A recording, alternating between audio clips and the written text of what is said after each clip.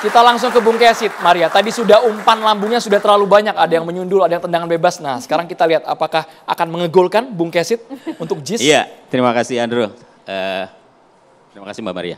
Jadi dari tadi memang, bukan dari tadi sih, dari sebelumnya ketika JIS ini muncul ke permukaan, ya, terutama ketika akan ditunjuk menjadi satu tempat Piala Dunia U17, rumput ini selalu jadi bahasan utama ya. Ya wajar sih karena main bola kan memang di rumput kan begitu ya. Cuma buat saya sih ya sebagai pengamat sama juga seperti Bung Toel, saya sih cuma senyum-senyum aja kalau orang ngeributin soal rumput di JIS gitu. Kenapa? Karena sebenarnya nggak ada yang bermasalah dengan rumput itu gitu loh. Ya kalau kemudian ada pergantian, ada peninjauan, ya saya pikir wajar-wajar aja. Ya. Saya punya pengalaman gini, saya pernah memegang klub sepak bola juga. Ya, ketika kompetisi akan dimulai, saya pasti harus ngecek juga gitu kan. Karena dari federasi pasti akan melihat ketika kompetisi itu akan dijalankan dan klub tersebut akan ikut, apakah stadion terutama rumputnya bisa digunakan atau tidak, layak atau tidak kan gitu. Apalagi untuk event Piala Dunia yang pastinya akan diikuti oleh negara-negara yang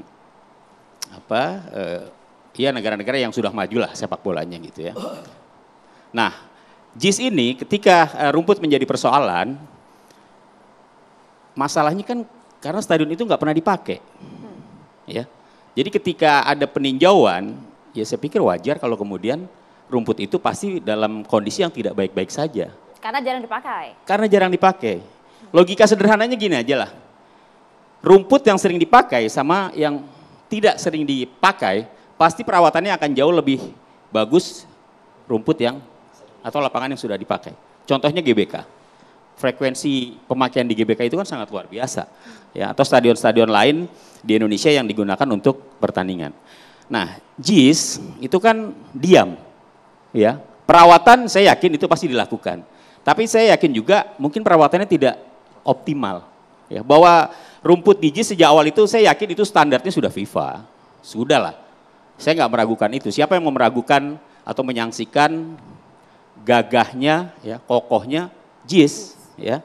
Kemudian ujuk-ujuk dibilang rumputnya tidak sesuai standar. Saya sepakat bahwa saat itu iya. Saat itu pasti tidak sesuai standar. Saat yang ada jongkok-jongkok itu Bang ya? Iya, saat yang ada jongkok-jongkok itu. Ya. Karena kenapa? Ya itu tadi karena stadion itu memang nggak pernah digunakan, lapangan itu nggak pernah digunakan, jadi ya wajar. Simple nih ya, salah satu contoh juga. Saya punya sepatu bola nih, sering saya pakai. Kemudian saya cuci, saya diemin. 3 bulan nggak saya pakai. Saya pernah begitu pakai, hancur. Tiba-tiba terkelupas saja poolnya. Ya, jadi artinya bahwa masalah rumput, saya pikir tidak terlalu harus menjadi persoalan ya. Bahwa nanti mau dijahit, mau diobras, atau mau diganti. Saya pikir itu bukan sebuah persoalan yang kemudian harus menjadi polemik. Sebentar, gara-gara rumput ini apakah kriteria krusial dari FIFA yang harus dipenuhi, harus diperbaiki, kalau enggak ini dicoret? Saya pikir kalau kemudian harus diganti, ya wajar. Wajar. Dan FIFA saya pikir tidak terlalu, tidak terlalu kemudian karena rumputnya belum sesuai standar, ya. Pada kemudian, saat itu ya? Bagaimana? Pada saat itu kan? Iya, pada saat itu kemudian harus dilakukan perbaikan atau pergantian, ya lumrah. Karena ini event besar kok, event Piala Dunia. Ya, jadi kalau kemudian federasi memutuskan atau melihat bahwa standar rumput pada saat itu tidak baik-baik saja, ya wajar. Sekarang siapa federasi yang berwenang untuk mengatakan bahwa, atau federasi yang bisa kita percaya, pihak yang kita bisa percaya untuk menyatakan bahwa rumput itu sedang tidak baik-baik saja atau tidak sesuai standar? Ya PSSI, kita mau percaya sama siapa lagi?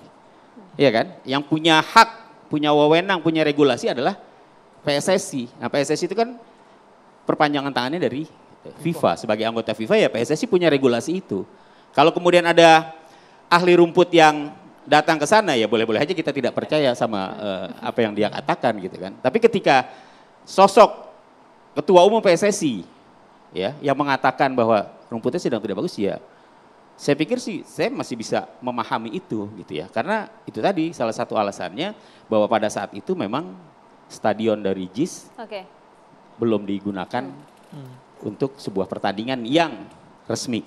Ya, jadi ya seharusnya sih tidak perlu kemudian masalah rumput ini menjadi heboh gitu ya. Justru kita jadi kita lupa gitu loh dengan persiapan tim Indonesia sendiri untuk U17 ini gitu kan.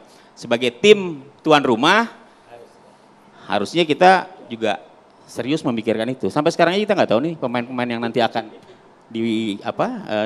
atau memperkuat tim U17 Indonesia, kita masih belum tahu. Orang masih keliling kan pelatihnya. Ini kan lucu gitu loh. Ini juga PR buat PSSI nih Bang Arya ya, bahwa pembinaan usia muda itu harus betul-betul diperhatikan. Kita mau ikut Piala Dunia pemainnya masih nyari coba. Sementara kita akan menghadapi tim-tim yang sudah mengikuti kualifikasi, yang sudah teruji. Sementara kita masih keliling mencari pemain. Oke, artinya mau dijahit, mau diganti malah justru lebih baik kalau diganti gitu ya Bung Usit ya? Buat saya mau dijahit sepanjang setelah dijahit itu memang layak, why not kan gitu. Ya akan lebih bagus mungkin diganti. Lebih baik diganti katanya Bung Toel. Respon Anda seperti apa Bung? Makanya kan tadi dibilang supaya nggak simpang siur, ada hitam di atas putihnya. Kan nggak mungkin juga Menpora sembarangan ngomong gitu tanpa sumber informasi gitu loh. Jadi supaya saat ini sebetulnya jangan ada lagi situasi begini. Karena sebetulnya begini, yang paling penting adalah ada sebuah konsistensi standar gitu dalam pengelolaan sepak bola, terutama ketika kita akan menggelar event-event internasional. Makanya tadi kan hitam di atas putihnya menjadi penting, penetapan-penetapan itu menjadi penting. Dan ini menurut saya sih bagus lah sebagai insan bola. Karena ketika JIS menjadi opening, maka saya yakin timnas Indonesia juga akan main di sana.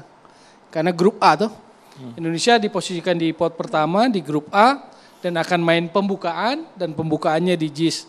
Jadi menurut saya sih ini hal-hal yang juga patut kita rayakan. Kita ingin melihat timnasnya bagus juga, walaupun harusnya sih nggak usah pakai target. Kalau saya sebagai pengamat bola jangan pakai target 16 besar. Betul. Karena fakta tadi gitu ya. Jadi yang akrobat, yang sirkus itu ya pemain sirkus aja gitu. Jadi kita sudahi lah drama ini ya, kita sudahi drama ini. Karena seleksi pun di berapa 12 kota atau berapa ya menurut saya sih mirip sirkus lah. Karena sebetulnya kalau kita mau benar-benar harus ada di elit. Jadi elit itu harus sebetulnya sudah ada, tinggal ngambil dari situ. Karena kalau masih muter-muter seperti sirkus, sementara tim lain sudah lolos kualifikasi, ya kita tahu posisi kita ada di mana di Piala Dunia U17 itu. Itu dulu sih sebetulnya. Ya, satu lagi mungkin yang patut juga kita apresiasi adalah bahwa ya pada akhirnya JIS betul-betul digunakan. Ya karena Jakarta memang yang tersisa hanya JIS. Karena GBK kan sudah dipastikan nggak bisa. Jadi akan sangat ironis kalau Piala Dunia justru tidak digelar di ibu kota negara. Ya, jadi saya pikir JIS bisa mewakili Indonesia untuk Piala Dunia U17 ini dan pasti legasinya juga nggak akan hilang lah, itu orang pasti akan tahu siapa sih yang bangun JIS, Anies. Atau jangan-jangan siapa yang memperbaiki JIS gitu Bang, khawatirnya Bang. Enggak, kalau ketua umum PSSI itu di mana-mana memang jadi primadona. Karena kalau kita lihat FIFA aja, FIFA itu anggotanya lebih besar daripada PBB loh. FIFA itu anggotanya 211, PBB hanya 193. Ya, artinya kalau mau jadi media darling, ya jadi ketua umum PSSI aja gitu. 3 bulan, punya 3 bulan untuk memperbaiki dan juga mencari pemain. Bapak-bapak, kita harus jeda hanya di Catatan Demokrasi pemirsa. Bismillahirrahmanirrahim. Assalamualaikum warahmatullahi wabarakatuh. Alhamdulillahirabbil alamin. Allahumma shalli wa sallim ala sayyidina Muhammad wa ala ali sayyidina Muhammad. Amma ba'du, pemirsa Catatan Demokrasi TV One yang semoga senantiasa dalam keberkahan. Saya yakin betul betapapun sengitnya perdebatan yang baru saja kita saksikan di bulan Agustus ini dan sepanjang bulan yang ada, maka di dalam dada kita ada semangat merah putih, ada semangat persatuan dan kesatuan. Tentunya ini adalah sebuah usaha untuk kita menunjukkan kepedulian kepada saudara kita untuk terus memberikan yang terbaik. Tetapi jangan lupa bahwa hati itu sangat rentan dengan penyakit. Sekelas Abu Bakar As-Siddiq, beliau punya dendam kepada seseorang yang bernama Mistah bin Usasah. Kenapa? Karena Mistah bin Usasah ikut berbicara tentang fitnah yang terjadi kepada putrinya Sayyidah Aisyah. Saya ingin mengingatkan dari mimbar ini bahwa kemudian Abu Bakar As-Siddiq diingatkan oleh Allah, wal ya'fu wal yasfahu, maafkan dan berlapang hatilah. Jangan engkau melihat tentang sisi buruk dari saudaramu, karena kita direkatkan dengan sebuah niat yang sama untuk terus menjadikan negeri ini negeri yang penuh dengan kejayaan dan keberkahan. Karena itu Al-Quran mengingatkan, janganlah kebencianmu pada satu kaum kemudian membuat engkau berlaku tidak adil. Wala yajrimannakum syana'anu qaumin ala alla ta'dilu i'dilu huwa aqrabu littaqwa. Setiap orang pasti akan berdalih ingin memberikan kebaikan, tetapi sesuatu yang tersimpan di hatimu bila diawali dengan dendam, maka engkau tidak akan pernah menyukai kebaikan pada saudaramu. Karena itu semangat dari kemerdekaan Republik Indonesia, kembali kita bersatu, samakan langkah kita, rekatkan genggaman kita, dan kita menyongsong Indonesia yang lebih besar, Indonesia yang memberikan manfaat terutama kepada rakyatnya. Buat senyum wajah rakyat Indonesia dari lantaran pemimpin-pemimpinnya bersatu dan tidak mencari celah aib dari saudaranya. Semoga manfaat. Wassalamualaikum warahmatullahi wabarakatuh. Waalaikumsalam warahmatullahi wabarakatuh. Terima kasih banyak Ustaz Syarifan Haji, Bang Arya, Bang Lukman, Bung Kesit, terima kasih. Bung Toel, terima kasih. Mas Roy, terima kasih juga. Bung Kes, saya juga terima kasih kepada mahasiswa dari Universitas Jayabaya Jakarta. Sepak bola intinya menyatukan. Semoga momentum Piala Dunia U17 bisa menyatukan yang memiliki perbedaan pandangan malam hari ini. Itu dia, semangat kebersatuan itu yang kita tunggu. Terima Merdeka. kasih pemirsa. Kita jumpa lagi di Catatan Demokrasi minggu depan. Saya Maria Segaf. Dan saya Arkumina Merkuri. Selamat malam. Sampai jumpa.